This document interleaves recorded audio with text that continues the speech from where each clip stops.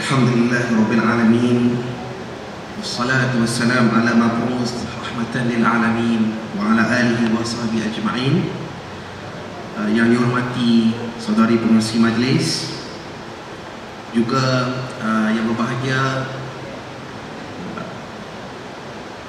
Profesor Datuk Dr. Awang Sarian, Ketua Pengarah Dewan Bahasa dan Pustaka. Seterusnya yang berbahagia Encik Abdul Khalid daripada bahagian penerbitan di Dewan Bahasa dan Pustaka. Yang dimuliakan juga Datuk Setiajaya Haji Abu Bakar Ahmad, pengerusi Baitul Mal Perlis, juga tuan-tuan dan puan-puan pegawai agensi kerajaan persekutuan, juga pegawai agensi kerajaan negeri. Seterusnya tuan-tuan imam dan para pegawai masjid, para asatizah, para pelajar, tuan-tuan, puan-puan, saudara-saudari yang dirahmati Allah Subhanahu wa taala sekalian. Jadi alhamdulillah Rabbil Alamin, syukur kita buat sekian kalinya kita boleh bertemu dalam wacana Tamadun Islam. Ya. Wacana Tamadun Islam bukan wacana T.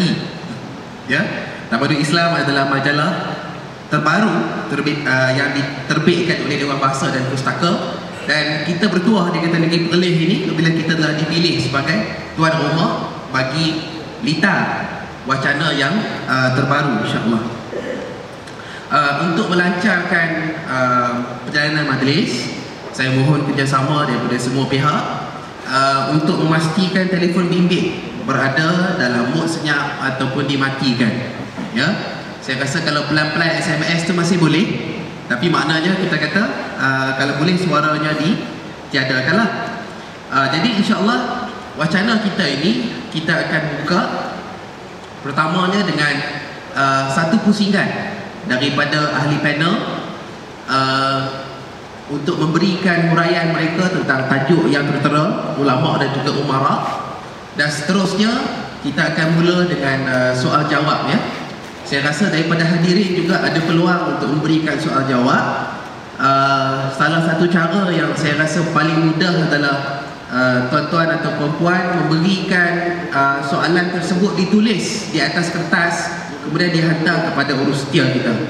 Ya, kalau mungkin nak cakap daripada sana mungkin susah dan sebagainya, kita mungkin tulis, ya, tuan-tuan dan puan-puan. Baik.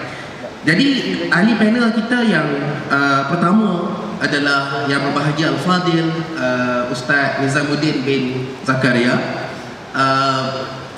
Beliau adalah anak batu dua lama di Jalan Kaki Bukit. Beliau selepas menuntut ataupun kita kata belajar dalam Perlis, beliau pergi melanjutkan pelajaran di Fakulti Hadis di Universiti Islam Antarabangsa Madinah. Pulang daripada Madinah, beliau menyambung lagi di Universiti Malaya juga dalam bidang pengajian Quran, tak silap saya. Dan sekarang beliau berada pada peringkat akhir untuk menyelesaikan ijazah Doktor Falsafah PhD dalam bidang hadis daripada Universiti Islam Antarabangsa. Dari segi kerjaya, beliau pernah bertugas di ITIB, Institut Pendidikan Tinggi Islam Perlis, sekarang berada di Kuala Jentik. Dan buat masa sekarang ini beliau juga menjadi timbalan dekan kepada Fakulti Hadis di Universiti Sains Islam Malaysia USIM di Nilan, Negeri Sembilan. Jadi beliau ni orang Perlis yang sedang bertugas di luar Perlis macam saya lah, tapi saya berulang hari. Ya, jadi dengan segala hormatnya dipersilakan Al-Fadil Ustaz Nizamuddin untuk menyampaikan litar pertama, kitab pertama bagi wacana Tamadun Islam kita. Dengan segala hormatnya dipersilakan. Alhamdulillah, nahmaduhu wa nasta'inuhu wa natubu ilayhi wa na'udzu billahi min shururi anfusina wa min sayyiati a'malina. Man yahdihillahu fala mudilla lahu wa man yudlil fala hadiya lahu. Asyhadu an la ilaha illallah wa anna Muhammadan 'abduhu wa rasuluh. Subhanaka la 'ilma lana illa ma 'allamtana innaka antal alimul hakim. Rabbi shrah li sadri wa yassir li amri wa hlul 'uqdatam min lisani yafqahu qawli. Yang saya kasih saudara dan doktor, moderator dan pemudah cara bagi wacana Tamadun Islam, ulama dan juga umara, Dr. Hazman Hasan, yang saya kasih yang berhormat Senator Datuk Paduka Dr. Johari Mat, yang berusaha Datuk Dr. Awang Sarian, Ketua Pengarah Dewan Bahasa dan Pustaka, Tuan Haji Khalid Suhaimi, Pengarah Penerbitan, begitu juga Encik Zubairi Abbas, Ketua Editor Majalah, Ustaz Salahuddin, Ahli Majlis Agama Islam Perlis yang saya kasih Datuk Abu Bakar, begitu juga sekalian hadirin hadirat, tuan-tuan, puan-puan, muslimin wal muslimat rahimakumullah. Assalamualaikum warahmatullahi wabarakatuh. Atas tema Raja ditaati, rakyat dirahmati dan negeri disanjungi, kita akan cuba menguraikan dan mengkupaskan isu yang murni, yang tinggi, yang moga-moga tuan-tuan hadirin hadirat sekalian dapat kita dengan perasaan dan ruh, spirit, iaitu menjaga dan juga memelihara watan dan juga kedaulatan. Itu harus kita teruskan, sesuatu yang merupakan amanah dan tanggungjawab sebagai anak watan untuk menjaga kedaulatan dan watannya itu.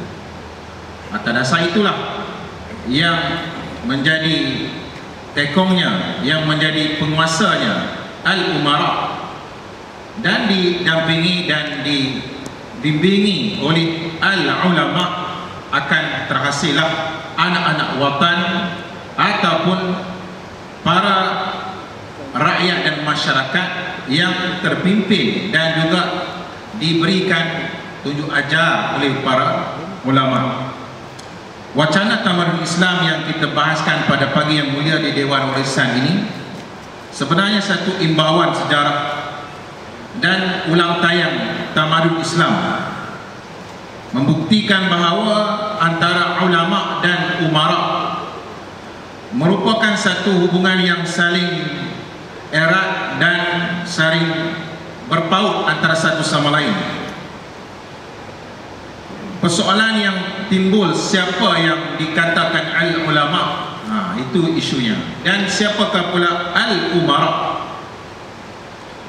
Ringkasnya boleh kita faham dan boleh kita jadikan ia sebagai jawapan permulaan. Nanti kita akan masuk ke gelanggang berbahas yang lebih tidak formal lagi. Sekarang baru nak masuk gear yang pertama, kan? Al-ulama asasnya mereka yang arif, mereka yang alim dalam hukum hakam agama.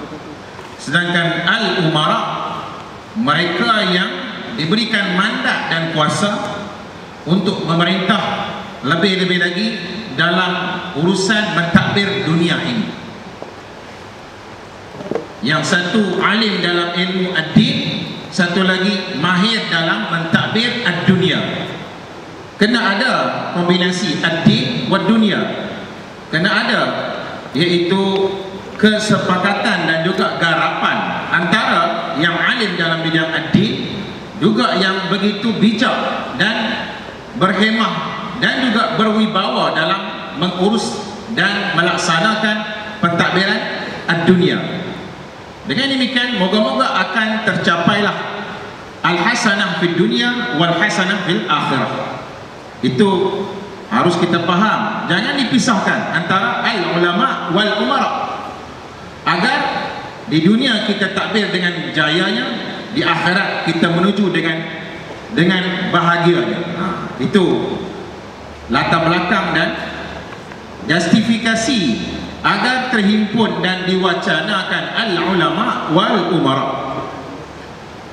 Dahulu sejak daripada baginda zaman Rasulullah SAW, disusuli pula oleh Khalifat Rasulullah Abu Bakar As-Siddiq, Al-Khulafa Ar-Rashidin Al-Mahdiyin, dan sampailah kepada di Nusantara terdapat juga pemimpin dan al-umara, al-ulama dan umara itu rupa-rupanya dua dalam satu.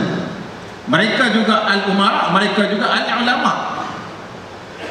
Dalam keadaan sekarang yang mana keadaan yang sudah pun kita wajar terimalah, bukan jurang yang membezakan, tetapi keadaan yang telah pun melahirkan suasana itu, suasana yang al-ulama dan al-umara itu sudah pun tidak dapat diduakan dalam satu badan ataupun dalam satu insan. Namun demikian, janganlah sampai dipisahkan, tetapi biarlah dikongsikan, disepakatkan dan digandingkan regu itu. Zaman sekarang mungkin kita payah nak mendapat orang yang alim dalam bidang ulama dan juga dia alim dalam bidang manajemen. Itu yang kalau dapat, alhamdulillah, itu lebih hebat. Tetapi kalau tidak dapat sekalipun, harap-harapnya digarapkan antara al-ulama wal umara. Golongan ini senantiasa mendapat perhatian masyarakat, dan ketika bermulanya Islam di tapak ataupun di tanah Melayu ini, diberikan satu kedudukan yang tinggi kepada para al-ulama. Bahkan tuan-tuan yang dirahmati Allah Subhanahu wa taala, Anas bin Malik yang mana telah meriwayatkan hadis Rasulullah SAW, inna mathalal ulama fil ard kamathalin nujum yuhtada biha fi dhulumatil barri wal bahr fa idza intamasatin nujum awshaka an tadillal hudat. Sesungguhnya umpamaan ataupun ibarat ulama itu ialah berbintang yang berada di langit di malam yang gelap, menjadi panduan dan petunjuk dikala kita yang meraba mencari pedoman. Dan apabila ia terbenam, maka dikhawatiri kalaulah bintang itu sudah hilang dan ulama pun sudah tidak ada, dikhawatiri tidak ada lagi pedoman dan pembimbing jalan. Itu hadis yang diriwayatkan oleh Imam Ahmad bin Hanbal. Hadirin hadirat sekalian, kesinambungan pengiktirafan dan penghormatan golongan ulama tidak pernah dilupakan, terus dimartabatkan oleh pemerintah dan diangkat golongan ini pada peringkat yang tertinggi dengan diletakkan ulama ini sebagai penasihat.